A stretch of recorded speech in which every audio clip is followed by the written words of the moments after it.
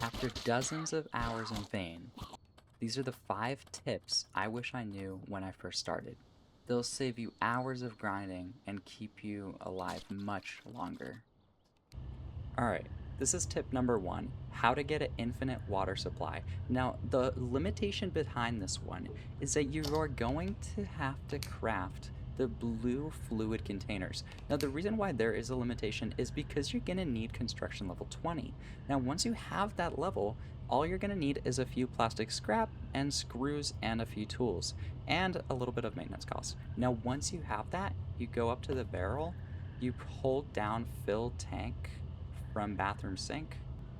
As soon as that's done, now you have a fluid barrel filled with 6,600 fluid ounces of water, and you can keep repeating this.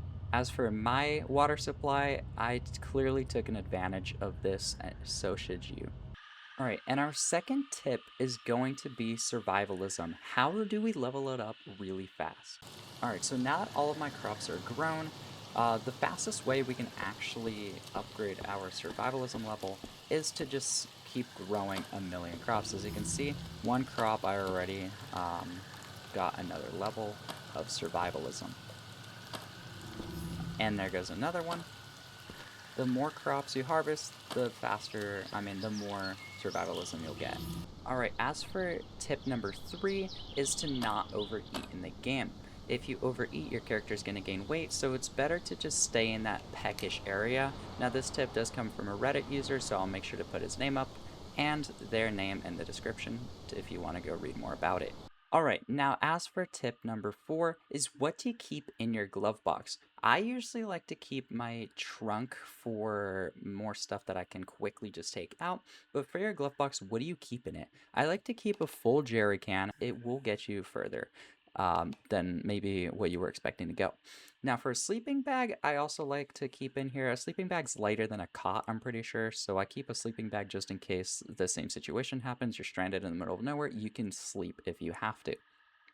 Now, for jumper cables, you're going to need another car or something, so I'm not even sure if this is even in the game yet, so this is just really something I have just in case.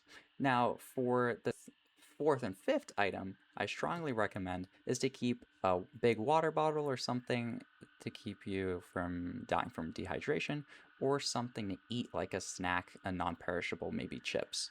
All right, as for the most important tip for today, I'm going to teach you how to craft lockpicks because they are vital pieces of equipment you'll need to survive in vain, especially to upgrade your equipment because usually things are going to be locked like weapon caches. So let's get into it. How do we make an infinite source of lockpicks?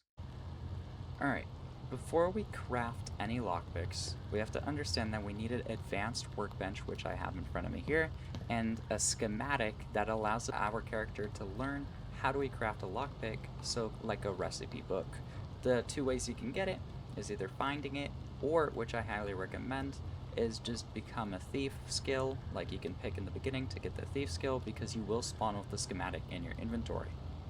Now going into the advanced workbench, we're gonna scroll down until we find the lockpick. Now, there's 3 things we'll need here. Scissors, which are actually really easy to make because they're right here.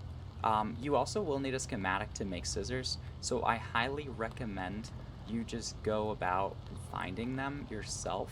And I bet you for the other thing is our springs. You can probably find a schematic. If not, you can dismantle mattresses, couches, and industrial tables to get springs. Now, for scissors, they're also very cheap, so if you're lucky enough like me to have the schematic, you'll only need an iron scrap, 1 plastic scrap, and nails, which is actually really good. So once you have springs, scissors, and heavy pliers, you can make your infinite amount of lockpicks. Hopefully one of these tips helped you out. If one of them surprised you, let me know in the comments. If you have another thing, like another tip to leave down in the comments, please let me know as well. I'll see you in the next video.